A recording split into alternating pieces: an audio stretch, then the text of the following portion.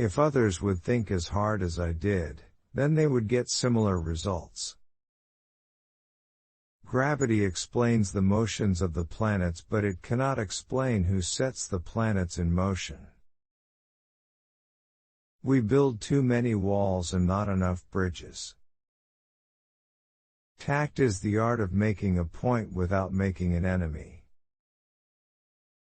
I was like a boy playing on the seashore, and diverting myself now and then finding a smoother pebble or a prettier shell than ordinary, whilst the great ocean of truth lay all undiscovered before me.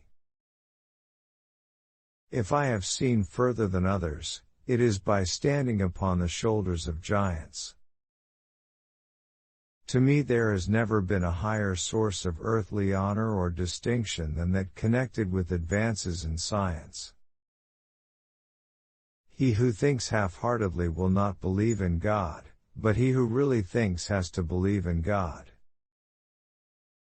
In the absence of any other proof, the thumb alone would convince me of God's existence. What we know is a drop, what we don't know is an ocean.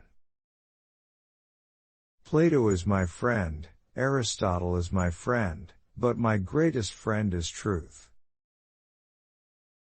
It seems probable to me that God, in the beginning, formed matter and solid, massy, hard, impenetrable, movable particles. Don't doubt the Creator, because it is inconceivable that accidents alone could be the controller of this universe. Inherent force of matter is the power of resisting by which everybody, so far as it is able, perseveres in its state either of resting or of moving uniformly straight forward.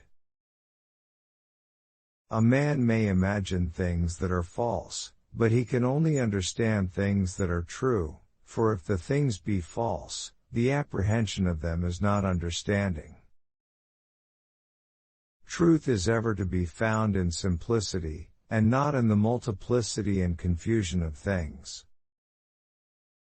If I have ever made any valuable discoveries, it has been due more to patient attention than to any other talent. Atheism is so senseless. When I look at the solar system, I see the Earth at the right distance from the Sun to receive the proper amounts of heat and light.